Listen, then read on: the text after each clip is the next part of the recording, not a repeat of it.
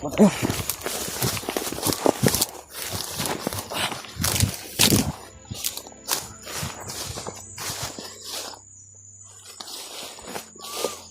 Yan. Yan na naman yung langgam na nanununglo. Sabi ni Brad Vance, nanununglo daw yung langgam na yan. Yung ganyan huni na langgam, ibon, ay nanununglo daw yan.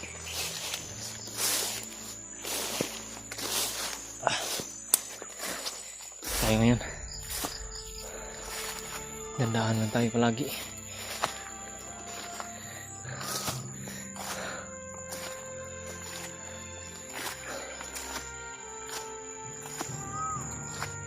Yan.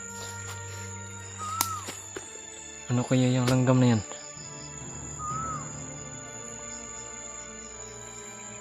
Nanununglo talaga yung busis, yung huni niya. Parang nanununglo talaga.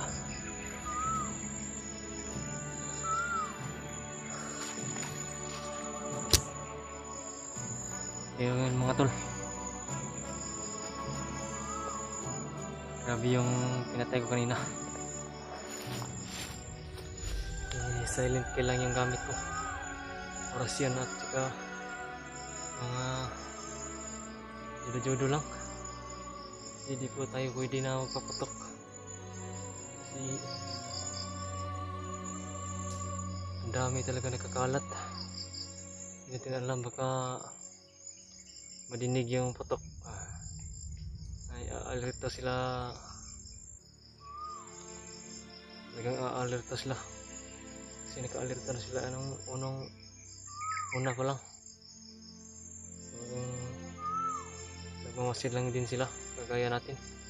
Nagmamasid din tayo at sila din nagmamasid din.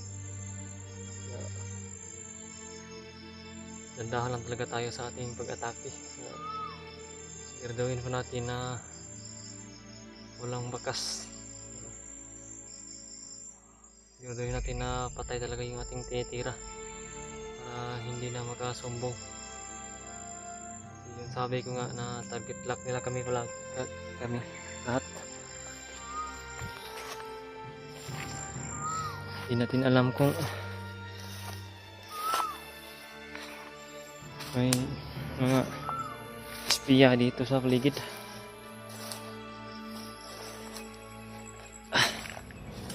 Dahan tayo.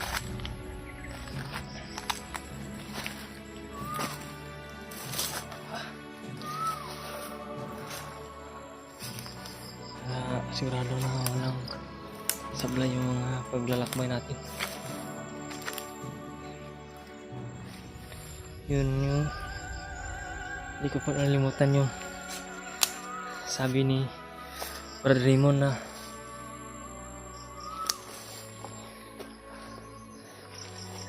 madami na po sniper at landmine dito. Grabe yung langgam. Parang lumalakas yung honi. Lumalakas yung kanyang pag honi ba. Yung nanununglo talaga itong langgam na to. Hindi natin alam, baka espiya rin yan. Kaalaga ni Bagnat yan ba.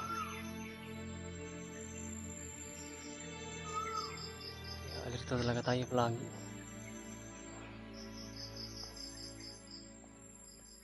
Bantay-bantay tayo sa ating likuran. May mga laban din. Nasusunod. Grabe.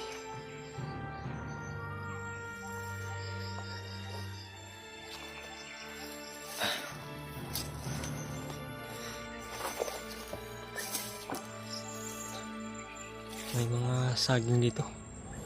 May mga puno ng saging. At daming kawayan dito. Mga kawayan.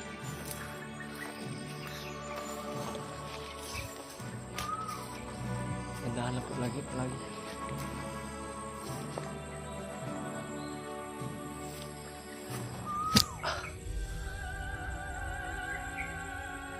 Sa banda yung langgam na yan. Yung ibon na yan. Kailangan hindi tayo makita niyan. Kailangan tayo unang makakita niyan para bantay natin kung saan siya nakapatog.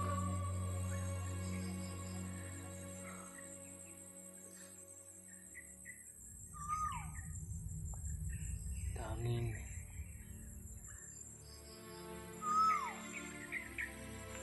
ko dito. Laban. Tandaan lang tayo lagi.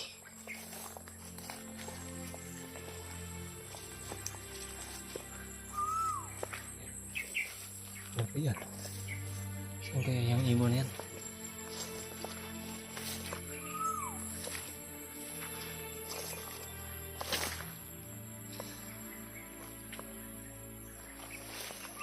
Makikita natin yan. Ibon yan. Nandito na sa malapit yan. Ayun, kita ko na.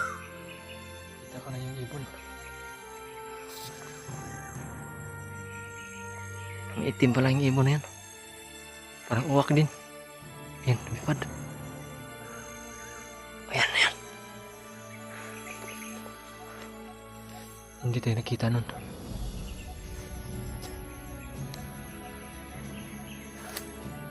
Dito tayo sa ilalim ng kawayan.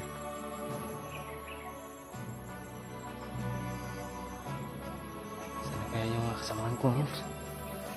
Mahirap na.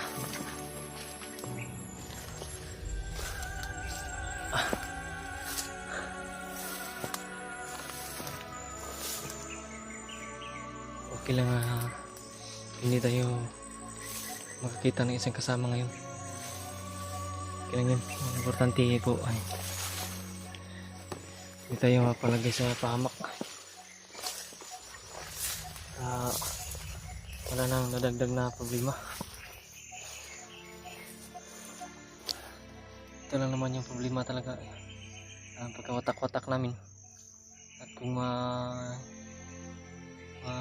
kita-kita na kami, ang yung problema lang ay yung pamilya ko lang. Yun lang yung problema talaga. Yan yung mission talaga namin. Dahil sa nangyari na ganito, kawatak-watak kami, nadoble na po yung problema. Hindi lang po ako yung may problema, pati sila. Sigurado ako na may problema na rin yun sila sa ngayon. Kasi naghahanap-hanapan lang kami, parang naglalaro lang. Grabe. Kung sa kuwan parang naglalaro-laro lang ba. Parang tagu-taguan. Hanap-hanap. Yun yung napakahirap na sitwasyon. Ganito. Pero tayong papekto. Makatatag tayo palagi. Kasi papekto tayo. Hindi natin masasolve yung problema na ito. Patatag na palagi. Grabe ito langgam na ito. Sinusundan ako nito. Nagkat ako nito kung makita ako. Sigurado ako. Alaga to ni Magnat. Espiya to. Isa itong espiya.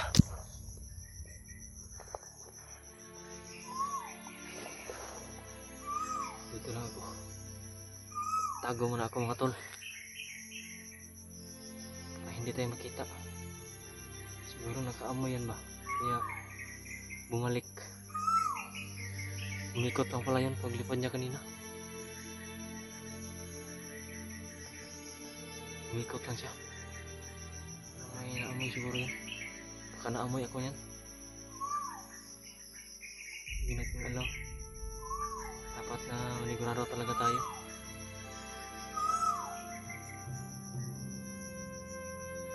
Yan. Alam ko talaga ay yung mga espiya ni Bagnot ay yung mga ibon na uwak. Yun yung sabi nila sa akin. Birds. Yung uwak daw ay isa yung drone ni Bagnot, espiya, spy. Ito yung kapante. So, hindi alam na makadilang uwak yung alaga ni Bagnot. Kasi klaseng ibon. Eh, parang uwak din yan eh. Itim din ang kulay. Kasing laki ng uwak. Pero di kalakihan. Maliit lang siya sa uwak.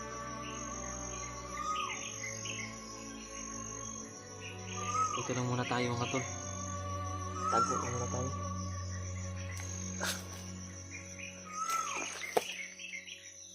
Importante sa ngayon. Hindi tayo mapahamak.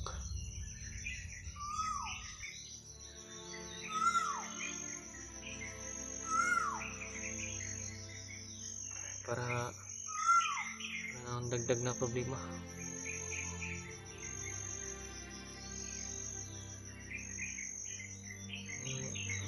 Sabihin pala ko sa inyo mga tol, dinaramdam ko po, nararamdaman ko po ay yun, nasa puso ko po sakit, nararamdaman ko ay hindi ko na kaya to. Ang naisip ko ay parang iiyak ako ba. Naisip ko yung mga problema ganyan, ito ang nangyari sa buhay ko. Pati pamilya ko ay nadamay kasi hindi ko alam bakit na nangyari pa to sa buhay ko.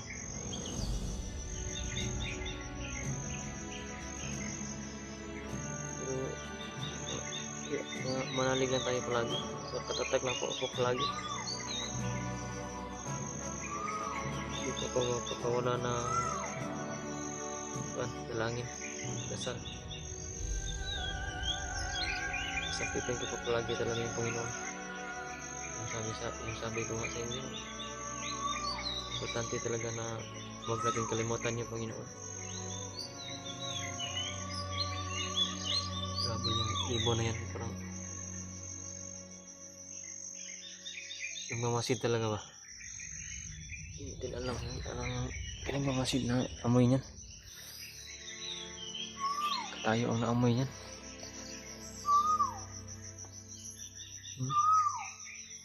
Wala man siya sa babaw ng puno.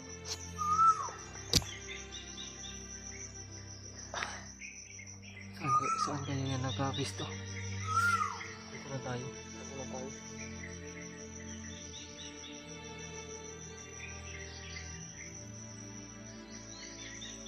Ganito ang sitwasyon eh.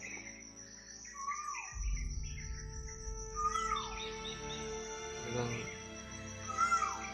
sa isip natin ay ang kaligtasan talaga.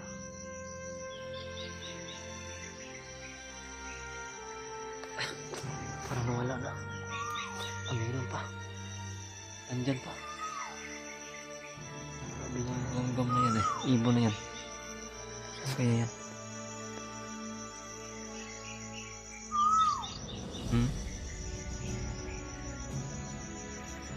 Hindi ko alam.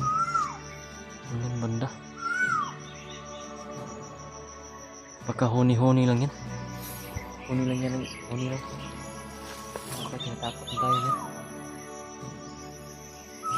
Kuliktaw na tayo. Hindi tayo palabas sa kakak. Dito na tayo. Lagi.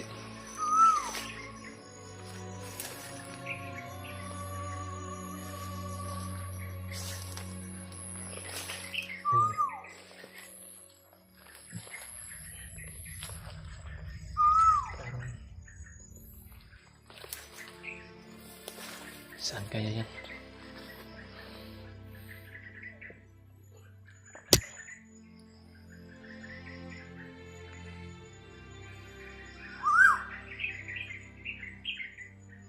Dami. Parang may kasama to. Parang may inaantay na kasama. Dito dala.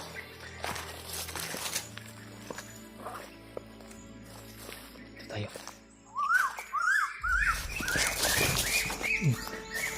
Ano mo kasi kuan? Kita tayo. Kita tayo. Siguro eh. Kung hindi yun spy ni Bagnot, baka isa lang din yun sa alaga niya. Isa yun sa alaga niya ba? Baka may kasama yun na baka may inaamo yun. Hindi din alam kung baka ang inaamo yun ay isang alipin ni Bagnot ba? Parang mata yun ba? Mata. Grabe, lakad tayo.